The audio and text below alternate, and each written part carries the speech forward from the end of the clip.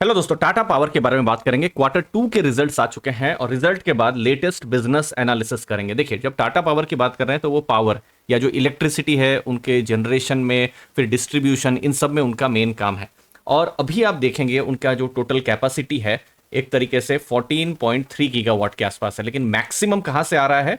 Thermal से आ रहा है, मतलब कोयले से आ रहा है। लेकिन पिछले कुछ सालों में उन्होंने सोलार, विंड, फिर हाइब्रिड पर बहुत काम किया है। फिर आने वाले टाइम में उनका पाइपलाइन जिस हिसाब से है तो 18.1 गीगावाट होने की उम्मीद है।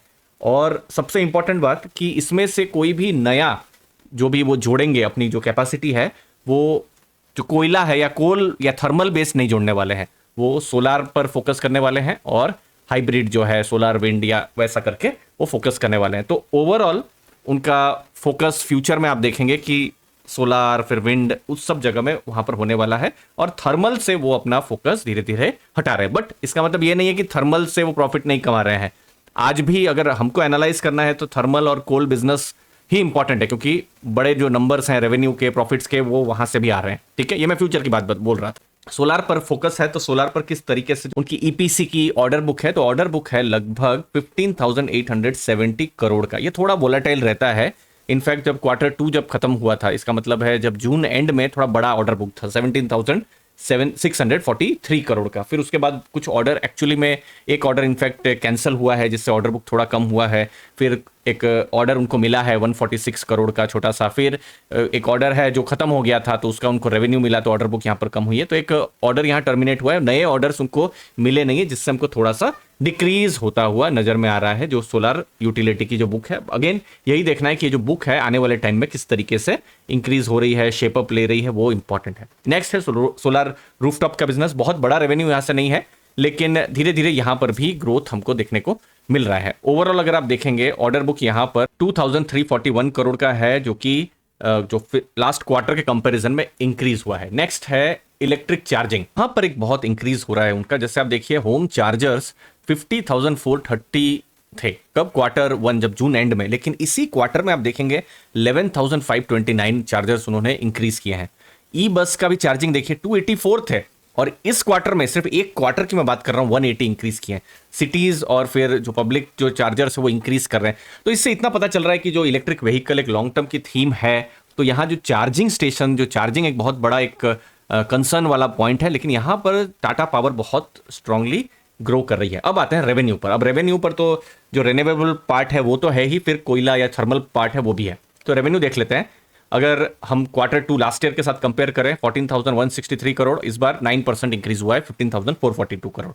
एबिटा, अब रेवेन्यू से आप एक्सपेंसेस को माइनस कर दीजिए, फिर जो इंटरेस्ट, टैक्स, डेप्रिसिएशन, एमोटाइजेशन से पहले कितनी कमाई हुई है। तो लास्ट ईयर 2,043 करोड़ था, इस बार 3,087 करोड़, मतलब लगभग 50% से ऊपर यहां पर एबिटा इंक्रीज हुआ है।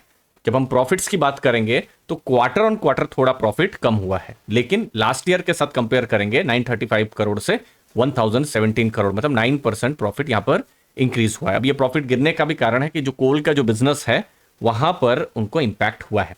नेक्स्ट है रिसीवेबल्स, क्योंकि जब हम बिजनेस को एनालाइज करते हैं तो जैसे उन्होंने एक सर्विस प्रोवाइड कर दी है सामने क्लाइंट से, लेकिन क्लाइंट से उनको पैसा भी मिलना चाहिए। और ये पावर सेक्टर में एक चैलेंज रहा है पिछले कुछ सालों में कि उनको पैसा रिसीव नहीं होता है। और ये टाटा पावर ही नहीं, बाकी जो पीएसयू कंपनीज जो पावर सेक्टर के साथ जुड़ी हुई है, ये रिसीवेबल्स वाला चैलेंज रहता ही है।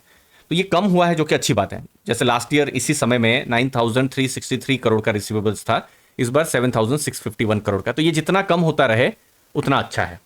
अब डेट पर जाएं उससे पहले दोस्तों, हमने latest mutual fund portfolios share करना शुरू कर दिया है। हमारा जो टेलीग्राम ग्रुप है जहां पर प्योर लर्निंग पर बात होती है, बिजनेस एनालिसिस, पैसिव इनकम पर हम डिस्कशन करते हैं, आप चेक कर सकते हैं, डिस्क्रिप्शन में मैंने लिंक को दिया हुआ है दोस्तों।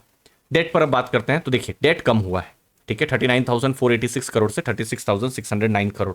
तो जो डेट टू इक्विटी रेशियो जो है वो 1.02 है, जो कि मार्च एंड में कितना था? 1.03 था। अब वही मार्च 2022 में अगर आप देखेंगे 1.53 था।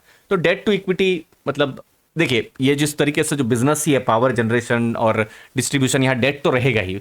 और चूंकि यहाँ पर डेट रहेगा तो इसीलिए रेटिंग जो एजेंसी है उनकी जो रिपोर्ट है वो इंपॉर्टेंट हो जाती है। तो अभी लेटेस्ट में ये अक्टूबर में ही एक इकरा की रेटिंग आई है, देख लेते हैं इकरा की क्या रेटिंग है।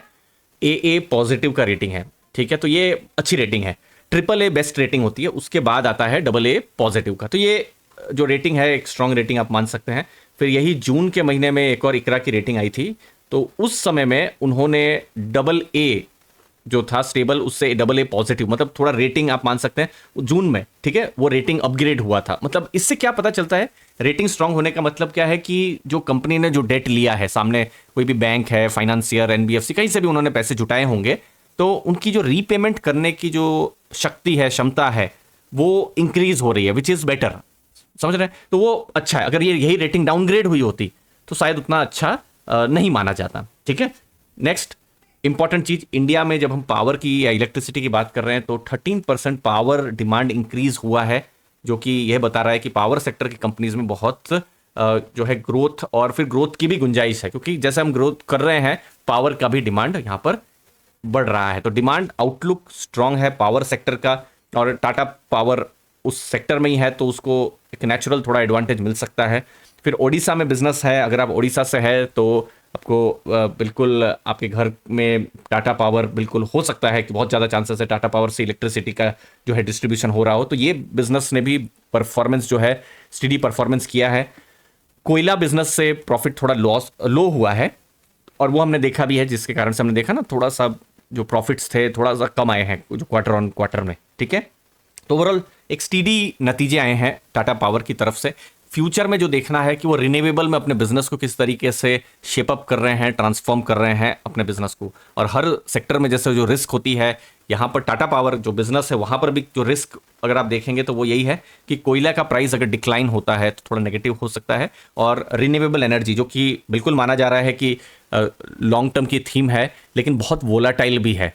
ठीक है, तो यहाँ पर अगर कुछ स्लो डाउन होता है या कुछ रेगुलेटरी इश्यूज आ जाते हैं तो वो सब कुछ की रिस्क बिजनेस में हो सकती है। फिलहाल उतना दिख नहीं रहा है, बट इसको हमेशा ध्यान में रखना है दोस्तों। मुझे उम्मीद है आपको वैल्यू मिली होगी इस एनालिसिस से। हमारे टेलीग्राम ग्रुप को आप ज्वाइन कर सकते हैं। आपके कीमती समय के लिए बहुत बहुत धन्यवाद। थैंक यू दोस्तों।